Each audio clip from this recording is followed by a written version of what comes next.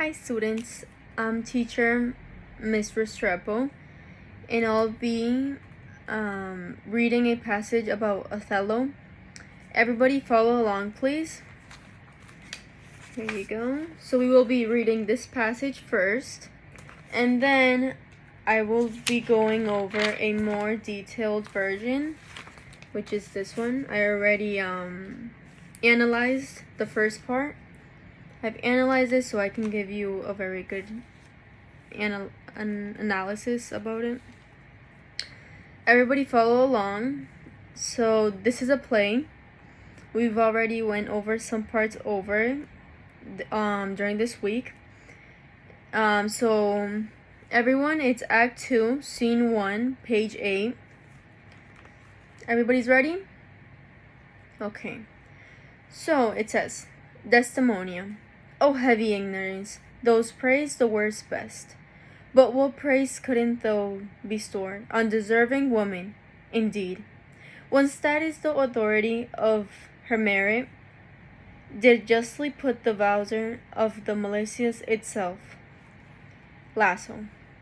She that was ever fair and never proud, had tongue at will and yet was never loud, never lacked gold and yet when never gay, fled from her wish and yet sad, now I may, and yet said, now I may. She that in wisdom never was fragile, to change the cods or coals, head to the salmon's tail. She that could think and never disclose her mind. She suitors following and not look behind. She was a wight, if ever such wise were. Desdemonia, to do what? Lagos, to suckling fools and chlorothine, small beard. Desdemonia said, O must lame and impotent in conclusion, do not learn of him, Amelia, through he be's thy husband. How say you, Cassio?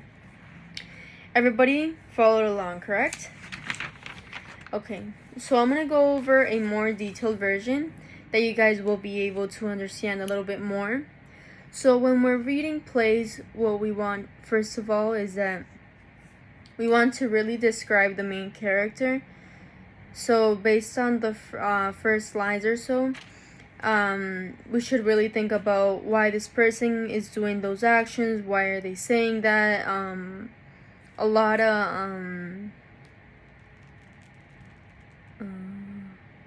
of quotes, like a lot of talking between each other is going a lot, so you really have to think about why are they saying that to each other, why are they acting that way, because each character has a different personality. So definitely on the plays that Shakespeare uses, especially this one, most of the words that this author uses, we don't really know what they mean. So what I recommend doing, students, is to look up the words, like what does this word mean, especially if it goes multiple times. For example, thou, that goes over the, like there's a couple of words that if you don't really look them up, you won't be able to know what they mean. Pay a lot of attention of what they're saying before, then you would have an idea of what they're saying actually. Okay. So those are some very good. So that's what I always say. Always like look over some words if you don't really know what they mean.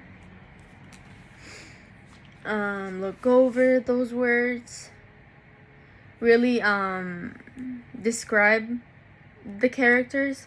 Like why are they saying this? Why are they acting that way? What in their past has happened that they're acting this way if they don't get along. Really try to read the introduction at the beginning of the play. That gives you very good details, very helpful details. And yeah. So when I read the play the first time, I really didn't understand much, but what I think that works best for me is going line by line. Line by line. Why are they saying this? What does it mean? If I don't know what a word means, I look it up. The character that's saying it, I try to connect all my points, like what are they trying to say? Why are they saying this? What are they talking about? That's how I try to connect my points. Is everybody paying attention? Okay. So it says Desdemona is, when she started saying, I would think that when she started speaking on these lines, I would say that she's saying like that she's saying to Lago, like, you don't know a thing that's happening, like try your best to pray to the worst woman, and how would you pray to a good woman? But how would you pray to a true good woman? And if someone had a reason to pray for a good woman, what would be the reason? And then Lago said that like he was trying to like describe a woman, but to be like balanced. So like he would say like if a woman would be pretty but not be proud, you know, like in the balance, like pretty and proud, you know, like in the middle, not to like think she was more than anybody. That if a woman could speak and defend herself but not talk too much, like not like over speak, you know. What else did I say? That if she could dress well but not overdress. If a woman could do whatever she wanted in order to defend herself but not to hurt anybody or to have any karma, like to respect herself, to be a woman with balance. Yeah, to be like a woman of balance, that it would be better if she would exist that way.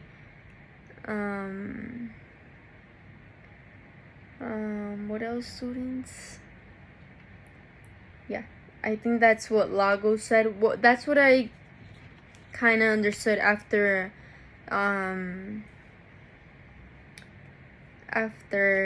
I found the definition of a couple of words.